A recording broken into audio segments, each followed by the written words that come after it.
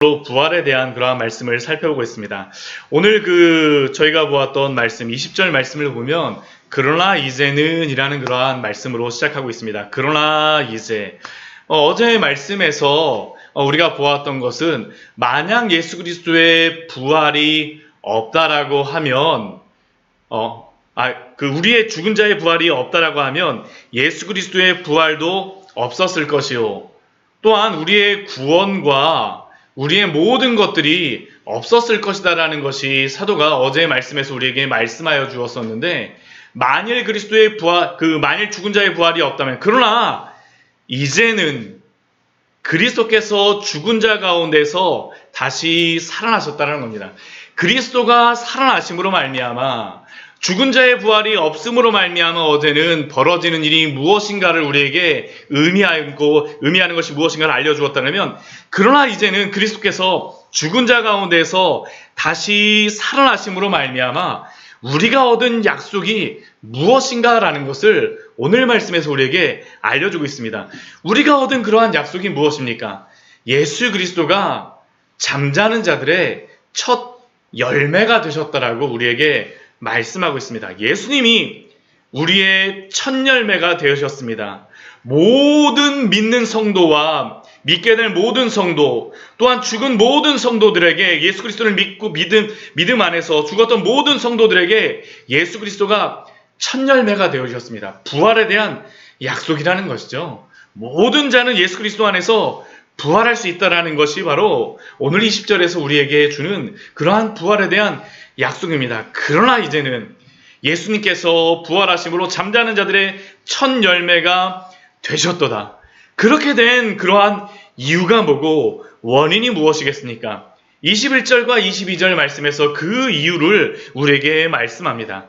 사망이 사람으로 말미암았으니 죽은 자의 부활도 사람으로 말미암는도다.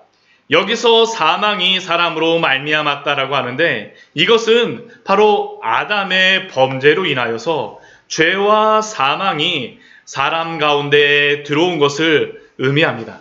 그러나 반대로 죽은 자의 부활도 사람으로 말미암는다라는 의미는 이렇게 죽은 자들이 성육신하신 예수 그리스도로 인하여서 부활을 얻는다라는 거죠. 그것이 바로 22절의 말씀입니다. 아담 안에서 모든 사람이 죽은 것 같이 그리스도 안에서 모든 사람이 삶을 얻으리라.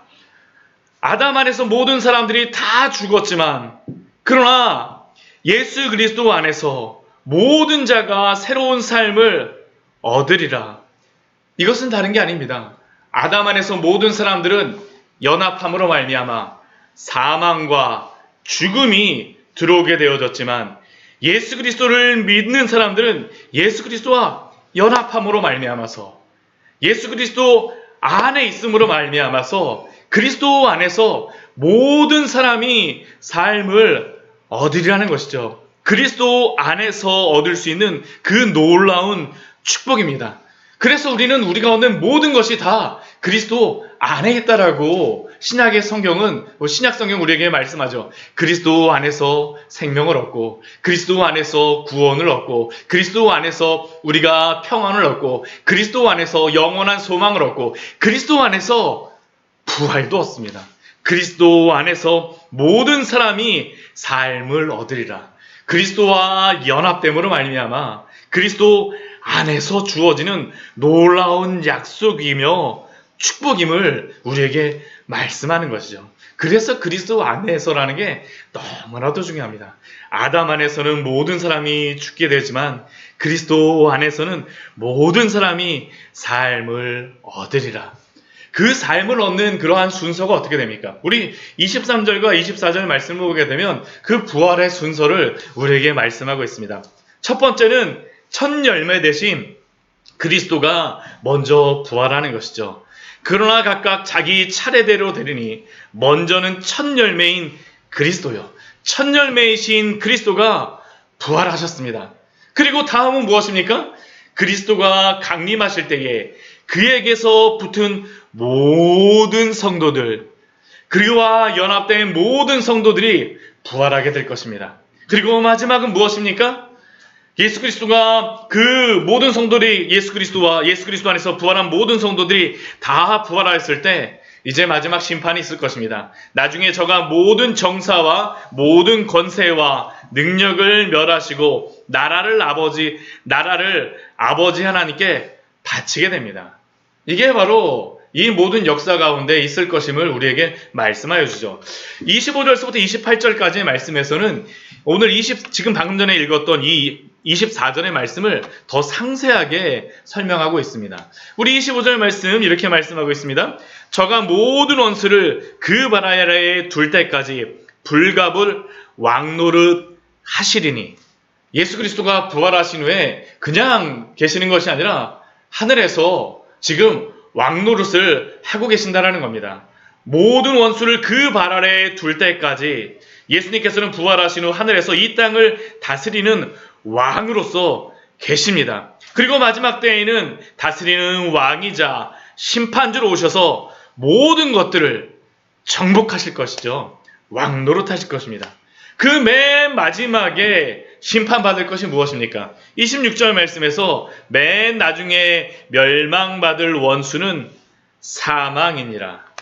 우리는 사탄과 악한 영들이 맨 마지막에 심판받는다라고 보통 그냥 생각을 하는데 그렇지 않습니다. 가장 마지막에 심판받을 원수는 사망입니다. 요한계시록 말씀에서도 우리가 그것을 보았었죠. 요한계시록 20장 우리 말씀 같이 한번 보도록 할까요? 요한계시록 20장 14절과 15절 말씀에서 우리에게 그것을 보여주시지 않으셨습니까? 요한계시록 20장 14절 20절 말씀입니다. 같이 읽겠습니다. 사망과 음부도 불못에 던져지리니 이것이 둘째 사망 곧 불못이라. 누구든지 생명책에 기록되지 못한 자는 불못에 던져지더라. 사망과 음부가 가장 마지막에 불못에 던져지죠. 이게 둘째 사망입니다. 그리고 이 모든 것들이 끝나고 난 다음에 요한계시록 말씀을 보게 되면 그 새하늘과 새 땅이 시작되는 것을 이 사도 요한이 보았었죠. 그 이후에는 더 이상 사망조차도 없다라는 것이 바로 오늘 사도를 통하여서 또한 요한계시록을 통하여서 우리에게 주는 그러한 말씀입니다. 그리고 이렇게 모든 것들을 다 정복하시고 모든 부활의 그러한 모든 것들이 다 이루어지고 난 다음에 하나님께 복종하는 것들이 그 다음에 있습니다. 우리 27절과 28절 말씀에서 그것을 말씀하죠. 28절 말씀 보게 되면 이렇게 말씀합니다. 만물을 저에게 복종하게 하신 때에는 예수 그리스도 앞에 복종하게 하신 그 때에 예수 그리스도조차도 어떻습니까?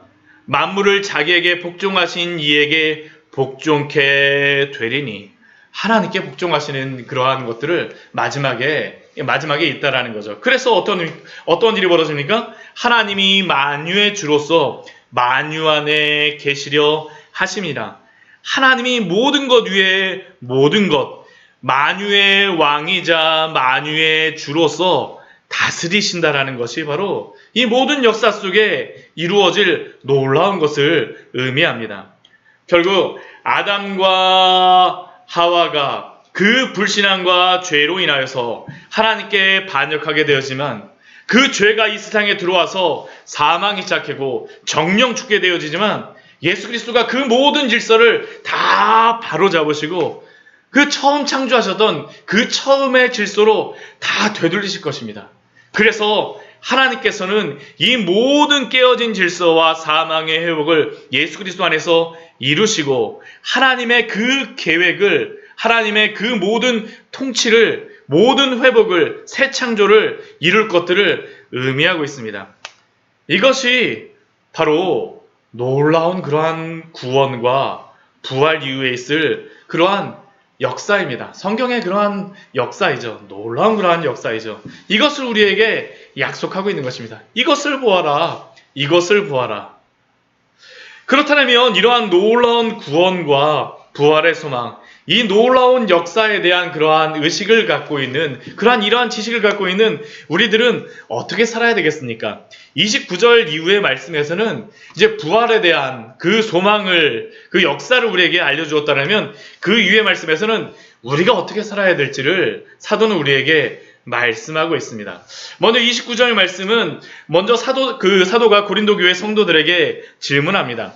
만일 죽은 자들이 도무지 살지 못한다라고 하는데, 너희가 그렇게 말하는데 죽은 자들을 위하여 세례받는 자들이 무엇을 하고 있느냐?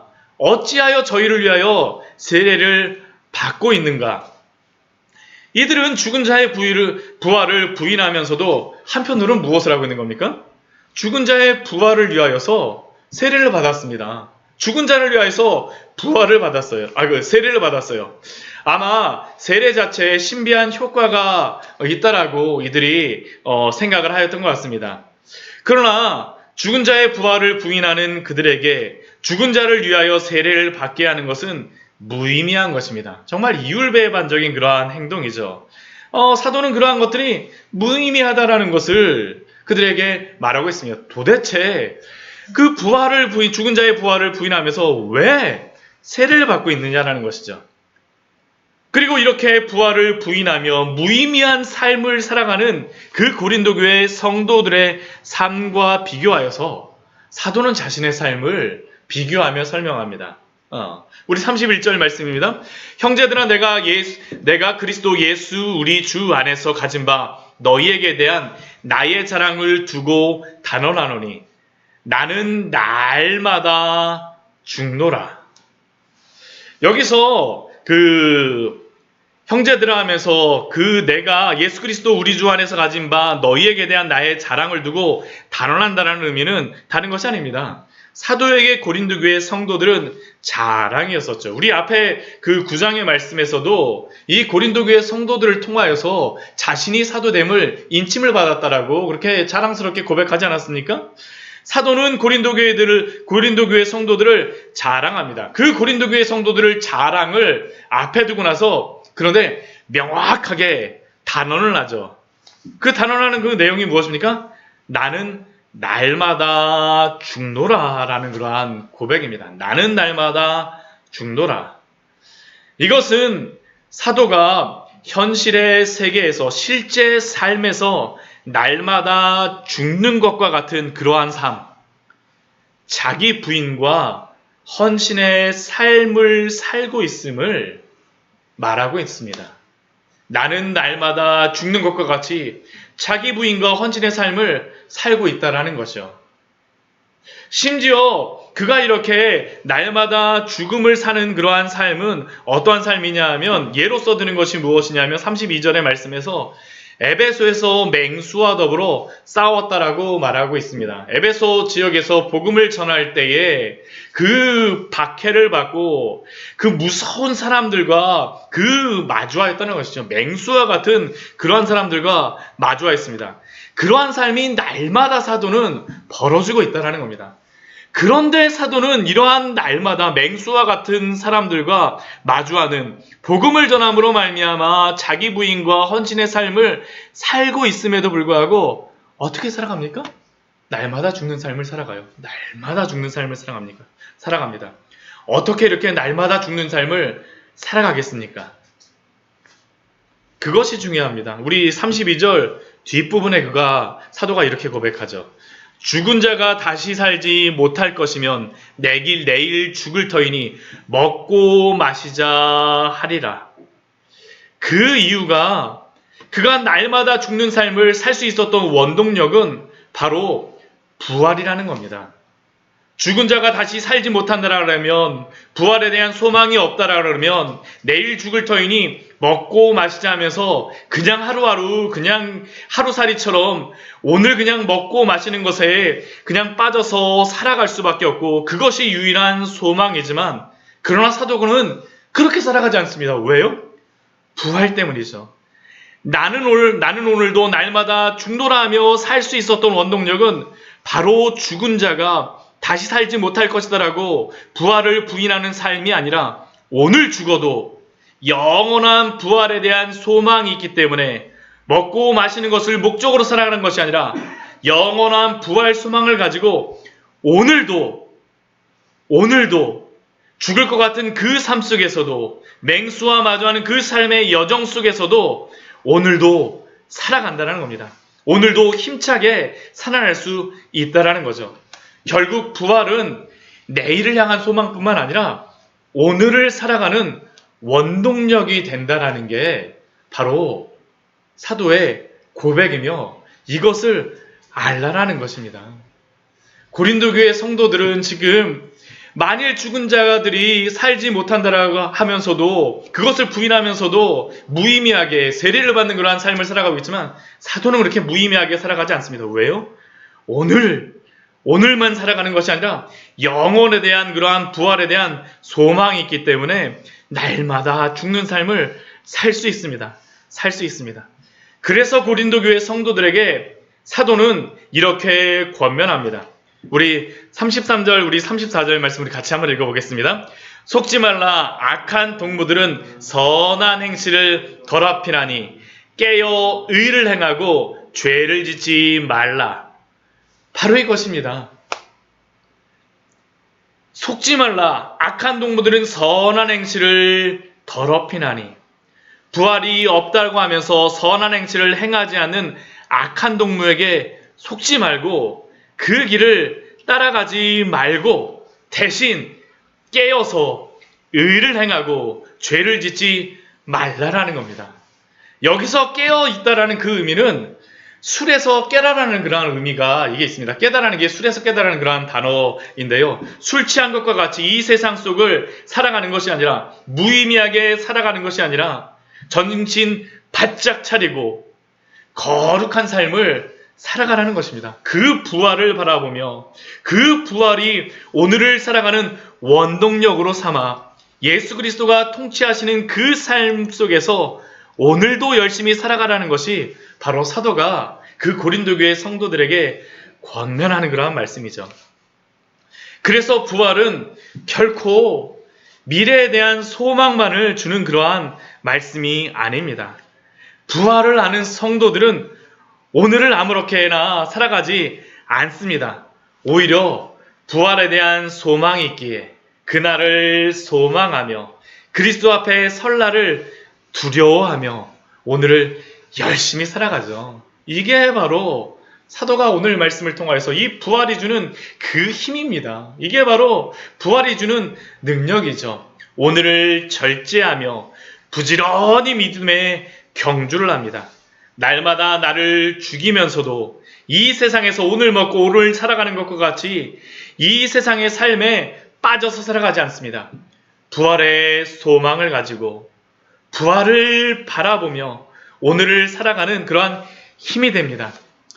오늘 이 말씀 가지고 우리들도 이 부활의 소망 속에서 믿음으로 힘차게 살아갔으면 좋겠습니다. 우리 주 예수 그리스도 안에서 우리가 연합되었으니 그리스도 안에서 우리가 첫 열매 되신 그리스도 안에서 부활한 자로서 그 소망을 누리게 될 줄 믿습니다. 오늘 하루도 힘차게 살아가십시오. 같이 기도하도록 하겠습니다. 하나님, 오늘 부활에 대한 그런